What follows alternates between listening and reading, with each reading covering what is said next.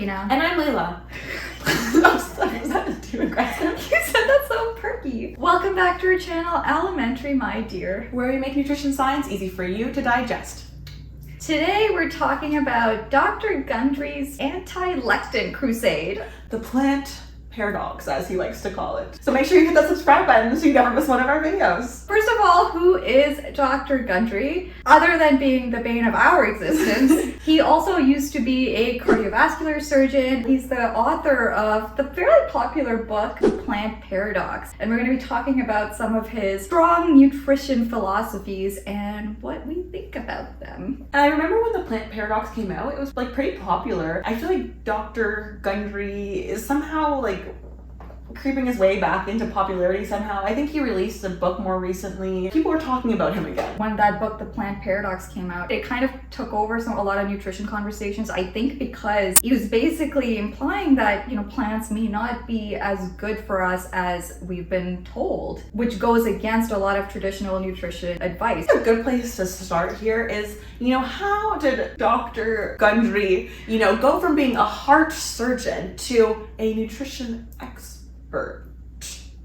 Just want to make sure that those quotations are very clear. He writes all about it on his website. Quite a peculiar story about how he had a hopeless case come in for cardiovascular surgery, I imagine, and all of a sudden it turns out that this patient had cured themselves using nutrition. That situation was apparently enough to prompt his curiosity into the microbiome and the gut and how nutrition kind of has an interplay with that. To be honest, as we're saying the story doesn't really make sense to me. I feel like it's very vague and the dots don't seem to connect with each other. It's just on the About Us, About Me page of the website, so I don't know, maybe he was trying to be super concise. There's a lot of holes in the story. It's just vague enough that I don't know. In this little story synopsis, he doesn't really mention what those dietary changes were that the patient did. So again, I just feel like there are a lot of holes in the story. The dots aren't quite connecting for me, but anyway, I think for me, it kind of just speaks to his legitimacy. Dr. Gundry actually says that after seeing this patient, he was so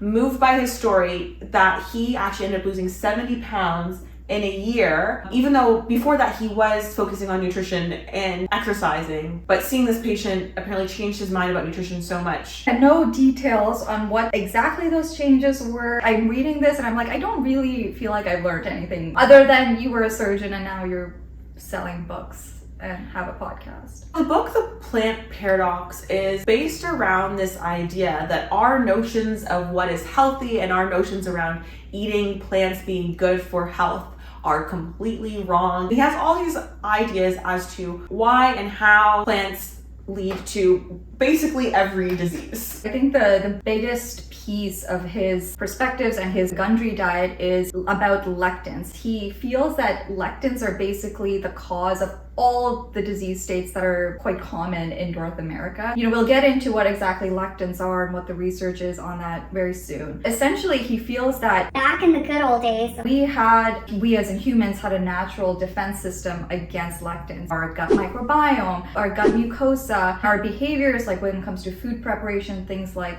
fermentation of food, pressure cooking food, soaking things like beans. Back in the good old days, we had all these defenses against lectins, but apparently now all of that has been quote unquote decimated. He largely attributes that to antibiotics, both the antibiotics that we take ourselves to keep us safe and healthy, as well as the antibiotics that are given to animals that we end up consuming. And I think this is pretty consistent with how he speaks and how he gets his point across, is that he'll take something that is based in science. We do know that antibiotics have been overused. I'm sure he knows that people know about antibiotics and know antibiotics can be bad and have been overused, and then uses that to push his theory about lectins. His then conclusion is, because of antibiotics, our natural defenses against lectins, which again we're going to get into, are diminished. His thought is that consuming a lectin-rich diet leads to leaky gut. And perhaps the most egregious claim that I saw on one of his videos is that if you have anxiety, depression, IBS, bloating, hay fever, skin issues, eczema, diabetes, pre-diabetes, insulin resistance, beer belly, wheat belly, mild cognitive impairment, Alzheimer's, all of those things are due to a leaky gut caused by eating lectins. If that were true, doctors would be out of business.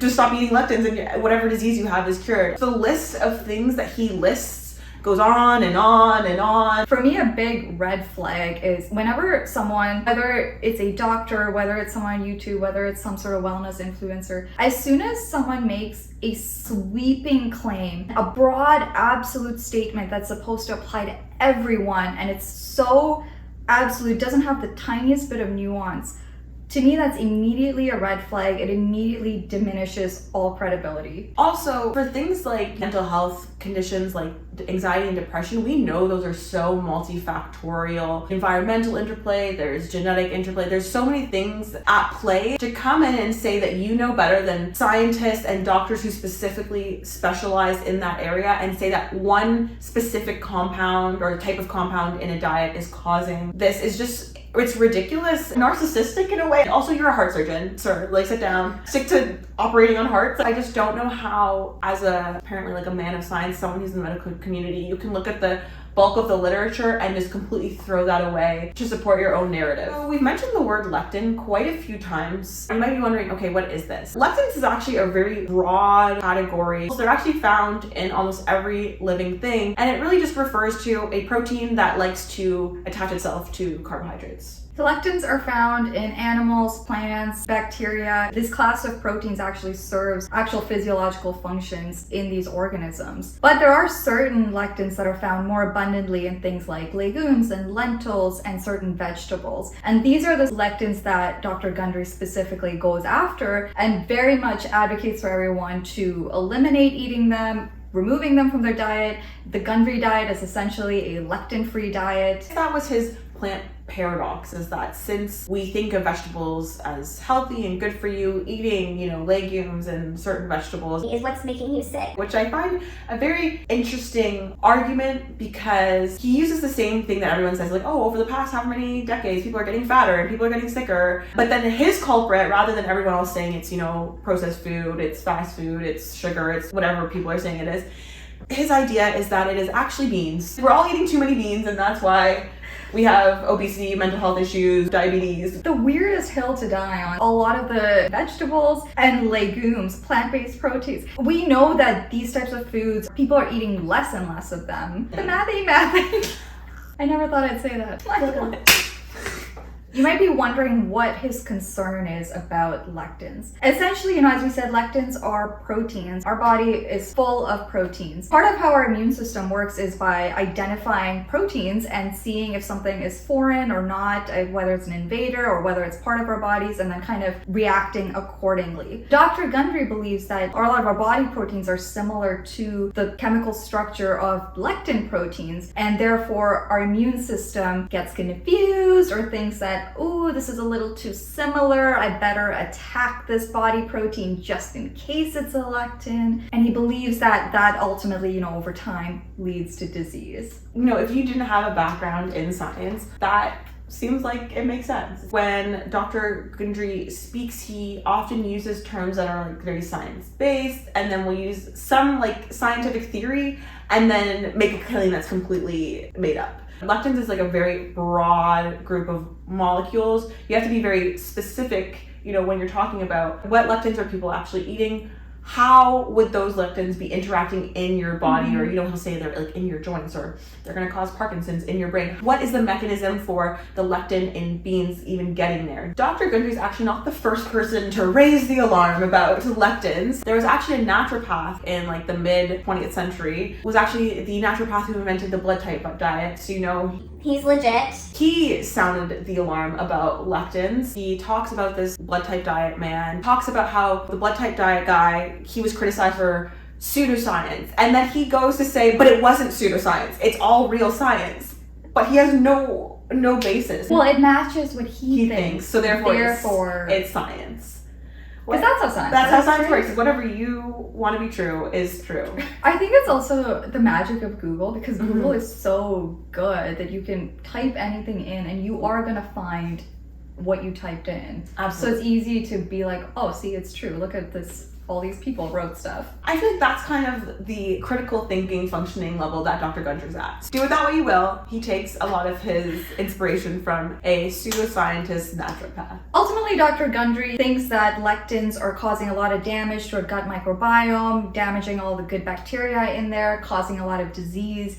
And so he went on to create the Gundry diet. As you can imagine, one of the central tenets of that is eliminating lectin-rich foods, including legumes, beans, lentils, nightshade vegetables, a lot of nuts and seeds, and grain products as well. But he does like avocado. You know the whole saying, an apple a day keeps the doctor away? He thinks it should be an avocado. I will say though, in this economy, I don't know if I have the budget for that. Oh, he thinks you should give fruit the boot because they're nature's candy and therefore are high in sugar. You know, if you want to eat fruit, you can eat fruit that's in season, but only in moderation. He also thinks that we should get most, if not all, of our protein from vegetables.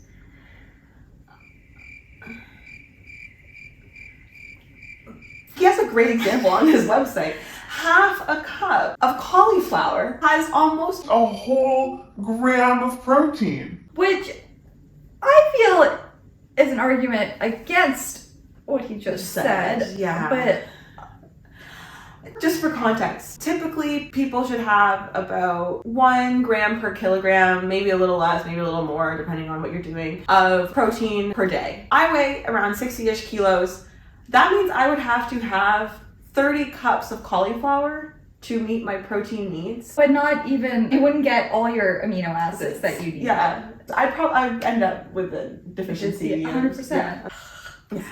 So now, are lectins truly something that we should be scared of? Is there any legitimacy to that view? Lectins are very resistant to pH and temperature, so it is likely that if you're consuming lectins that they are reaching your gut, having contact in your gut. But that doesn't automatically mean that it's, wreaking all this havoc and causing damage and giving you depression somehow.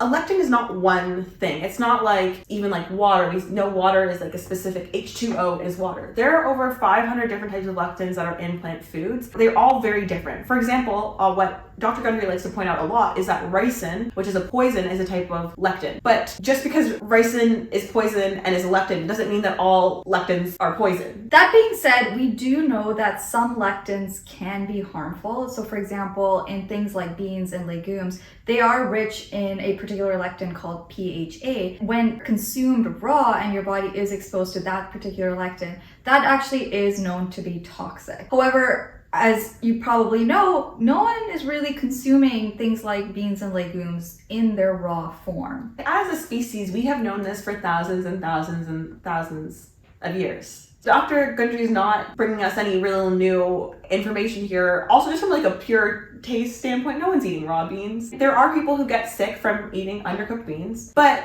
saying that because eating undercooked beans can make you sick, therefore this compound and compounds like in all foods are bad for you, is like saying because you eat raw meat and you get sick, therefore meat is bad for you. It's a comment on the preparation method, not on the food itself. Dr. Gundry is actually the first to tell you this. He knows this. He does bring up the point that, places around the world have always traditionally spent time soaking the beans for maybe up to a day in advance and then using a pressure cooker to cook them. He very much appreciates that those are very good methods to reduce the lectin content substantially. I feel like he shares that, but then doesn't necessarily emphasize that on his website, and he does kind of advocate more towards just eliminating it completely, which I don't really understand. And we were kind of chatting about this before we started recording, but I don't know if it's just kind of more sexy to say the lectin-free diet. I mean, I don't know, it doesn't sound sexy to me, but I don't know if it's just easier, it's more black and white, it's more easier to sell I think a concept in that way. I think we're very tuned into diets rather than make sure you cook your beans. Also, to just elaborate on this, you don't need to pressure cook your beans. You can just boil them. In terms of, the fear around lectin toxicity, research in animals has shown, for example, that, uncooked bean flour, when given in high concentrations to some animals, does cause GI damage. And this damage can increase intestinal permeability and affect nutrient absorption and ultimately does impair the growth of animals. But again, this is uncooked bean flour given at high concentrations, which doesn't reflect how humans eat food. In contrast, experiments that were done in humans with cooked bean flour, we don't see the same outcome. Just cook your beans. Dr. Gundry likes to point at these little pieces of evidence and cite these very niche studies and then extrapolate that to make his point, and also just misrepresent what those studies are saying. All that being said, it's important to also note that foods that are rich in lectins, so the things that we talked about like legumes, lentils, beans, and a lot of different vegetables, including nightshade vegetables, we know that all those foods provide so many other nutrients and provide so much value to human health. We know that people that eat diets rich in those foods do tend to have better health outcomes. In experimental studies too, people that start incorporating these types of foods, we see improvements in things like cardiovascular health, stroke, diabetes, weight, etc. Yes, very specific lectins, when consumed in improperly prepared ways, can cause harm if consumed in really large quantities. That's not the situation that humans are in. There is mountains of research that shows that legume intake decreases blood lipids. So if you have high cholesterol, it can help with high cholesterol. It can help with regulating blood sugars. Honestly, just so many things that they do. All the major chronic conditions. Yeah, right? even the chronic conditions that he's talking about, legumes are beneficial. That is a fact. Something else that I find very interesting is Dr. Gundry likes to point at his research that he has. He has 2 abstracts that he presented as poster presentations. He likes to say is the effect of lectins on cardiovascular health and outcomes. These studies are not about that. He took a group of people, gave them a bunch of polyphenols, so those are like antioxidants that we know are good for heart health, a bunch of omega-3 fats, which we know are good for heart health, gave them a bunch of vegetables, but not his lectin vegetables, like a bunch of vegetables which we know are good for heart health. Then he also told them, hey, avoid lectins. He was like, yeah. Guys, look, their heart outcomes improved. That whole experiment, it's like if you told someone to make all these positive dietary changes and start exercising, but also wear a red shirt every day, and then being like, hey, wearing a red shirt makes you healthier. What a goof. A quack. At the end of the day, his diet, which is promoting the intake of some vegetables. A lot of vegetables have low amounts of lectins, so he does encourage a lot of those, like a lot of leafy greens and cruciferous vegetables. And we know that those are really good for things like heart health and other aspects of our health. So he is encouraging foods that are healthy. Avocados have a lot of healthy fats, they have fiber. I can see how, people transitioning from a standard North American diet to the Gundry diet could very well probably see a lot of improvements in various health markers, maybe lose weight, maybe feel better, maybe have more energy. But is that because of avoiding lectins? That's a different question, and I think he keeps tying it back to the lectins, and it's just kind of like a weird scapegoat in his story. It's very weird. After having said all that, if reducing your lectin exposure is something that continues to be important to you, there are different things that you could do with the foods that you're preparing, and there's a good chance that you're probably already doing these things. For example, with things like beans or legumes, making sure you're rinsing it and soaking them for hours before you prepare them, cooking them at really high heat, including things like pressure cooking. That drastically reduces the lectin content and is the appropriate way of preparing those foods anyway. When it comes to certain vegetables that you might not typically cook, things like cucumbers, a lot of the lectin content of a lot of those vegetables are in the skin and in the seeds. Washing it, peeling it, and removing the seeds are also great ways of reducing the lectin content. At the end of the day, the science isn't really there to support drastically changing your diet to get rid of a compound or a group of compounds that really, as we eat food, are not shown to be harmful, and if anything, are foods that are beneficial. Something to watch out for, I think we're all a lot more interested in becoming healthier, protecting ourselves from disease, and it's something that I think is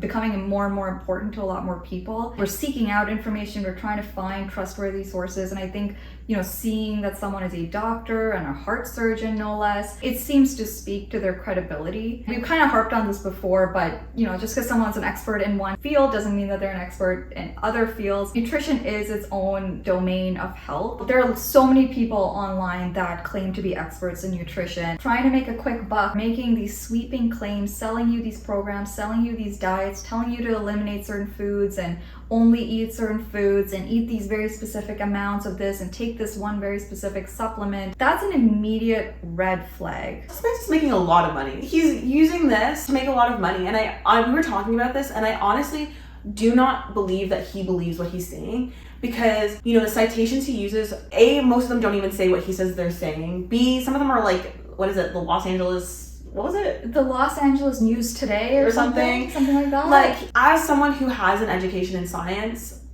I would like to think that he doesn't believe what he's saying and is just like trying to rip people off, because he also is selling these books. He's selling anti-lectin supplements, and then he'll like list out all the ingredients that are in the supplement, and then he'll have citations all over his website. When you actually look at what it's saying, it is not at all saying what he says that it's saying. He should know better. I think that he's probably just making this up to make money. On that note, thank you so much for watching. Be sure to like, comment, and subscribe, all of those things. Hit that notification bell so you never miss a video, and follow us on our Instagram and TikTok. Thank you for watching. Bye.